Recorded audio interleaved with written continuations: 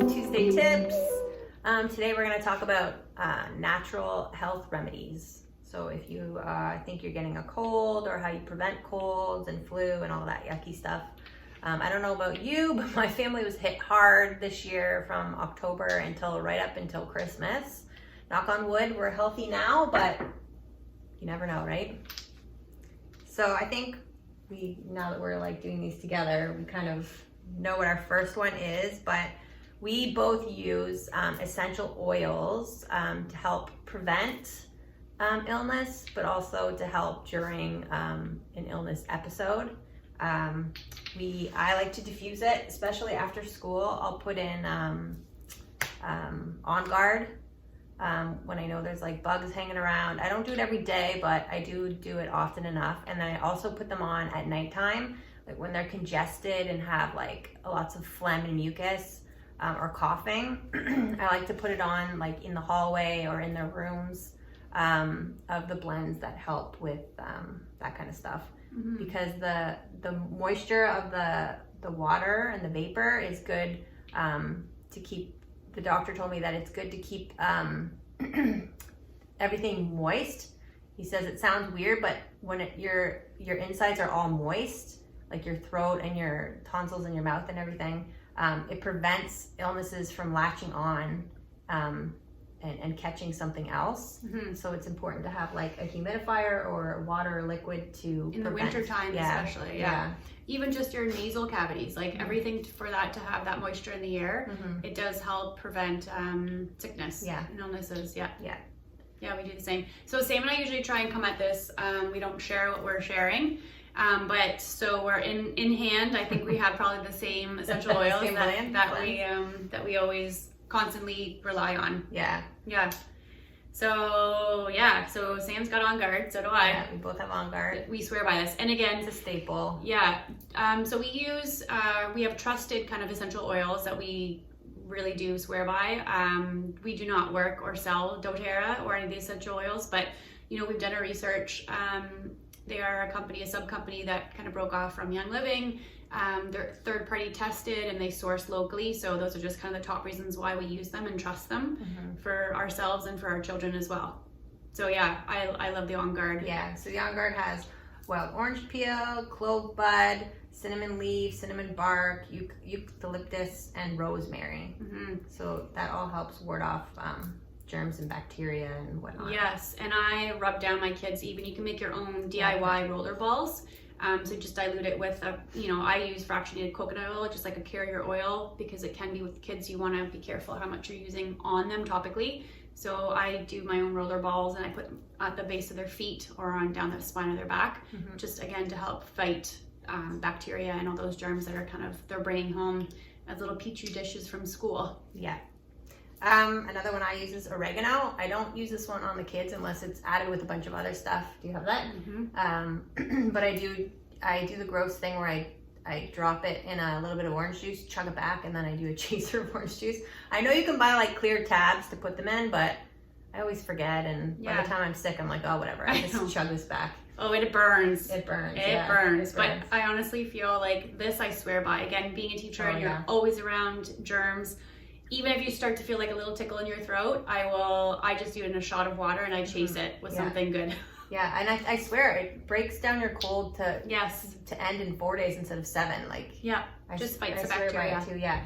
This on top of I should have brought it, but I also have this echinacea drops that my doctor gave me after I had the flu, mm-hmm. and that helps. This with the echinacea, and you like nip it in the bud for sure. Yeah, I agree.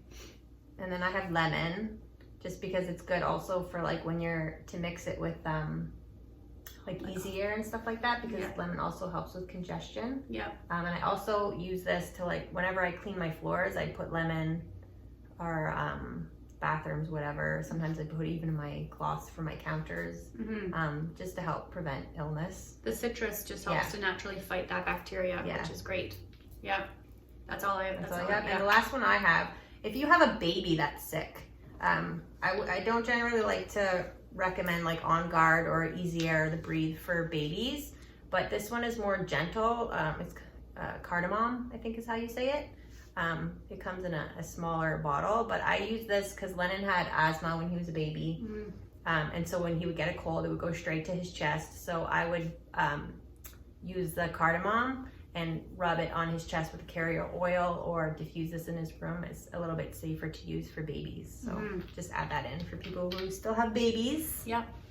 And again, we're not, medical practitioners, but we just like to share our tips and tricks for, the natural practices that we like to share and do in our own homes. And we feel that it's... And these are usually for viruses that the doctors can't do anything anyway. Like the doctors can't heal a virus. You have to just let it play its course or whatever, run its course. Yeah. So these types of things just help hopefully run its course faster. Yeah. Right?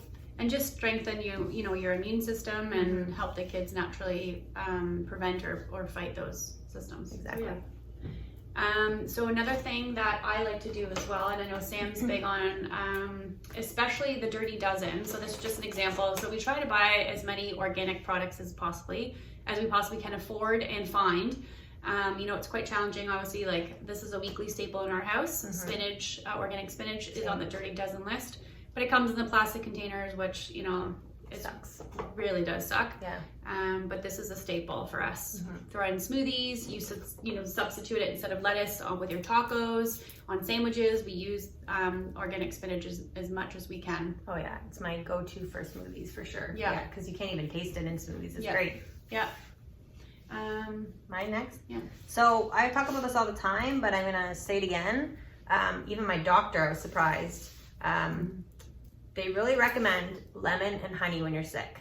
With a cold, flu, whatever. The doctor even said the last time I was there that honey helps break down your mucus. So if you have a head cold or a chest cold, honey is really good to have in your tea, like 2 or 3 teaspoons a day, because it helps break down the mucus. But also honey is like a natural, like kind of like an antibiotic.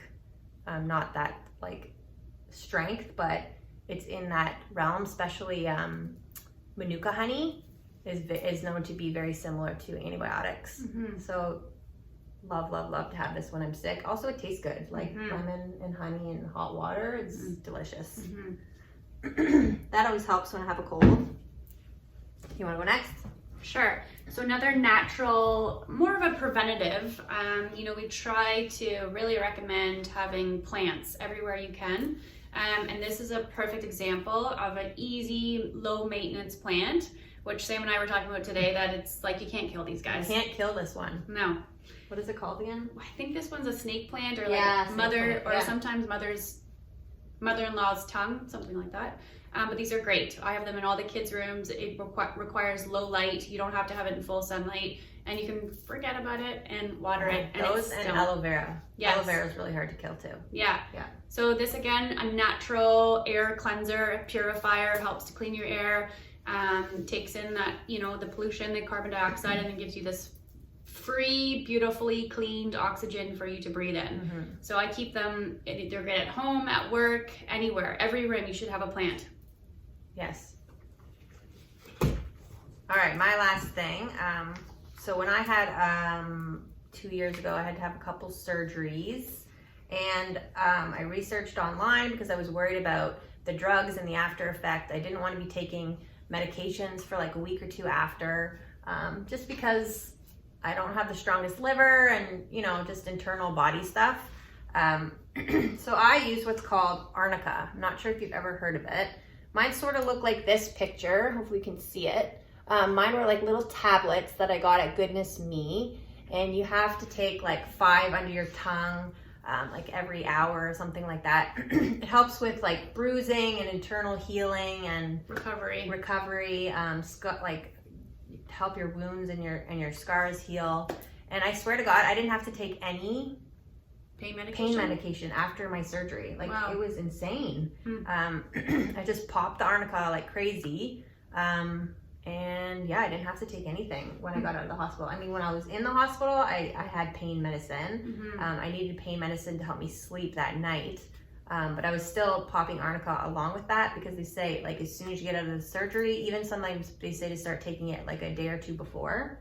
But it really helps with like wound and just healing in general. Yeah. So I highly recommend it if you have to have any surgery of some sort where they have to cut in your body and you're going to be in some sort of painkillers or whatnot after. Yeah, my first exposure to that was when I had back surgery. You used it too? And I used it too. Yeah. And again, you know, I probably should have researched it more then, but someone just, I trusted friend said, take it, it's natural, it'll help with your healing, and it really did make a difference. Mm-hmm.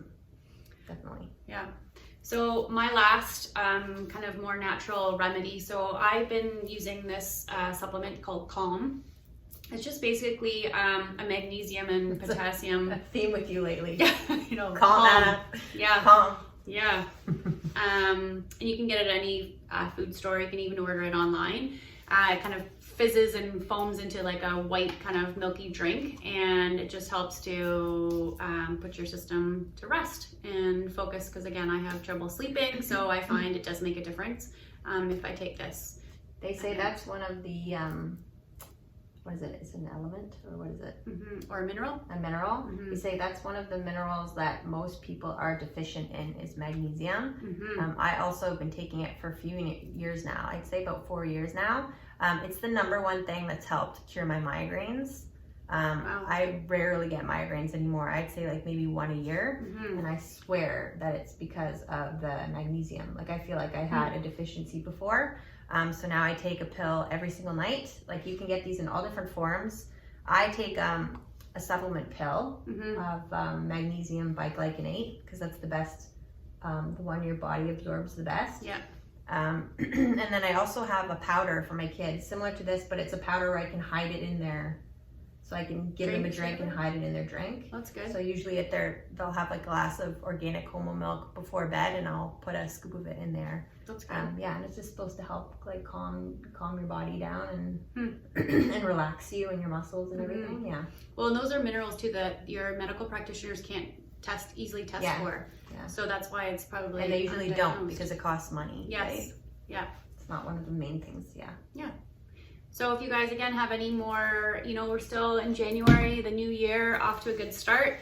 If you have any tips and tricks for health and wellness you'd like to share with us that are natural, or, you know, sometimes we just forget about the easy ones that you do on a regular basis that are free and easy, shout out, and be sure to, you know, check us out, follow us on Instagram, we're on Facebook, and YouTube. Give us a subscribe, and Twitter. Yeah. All right, thanks guys.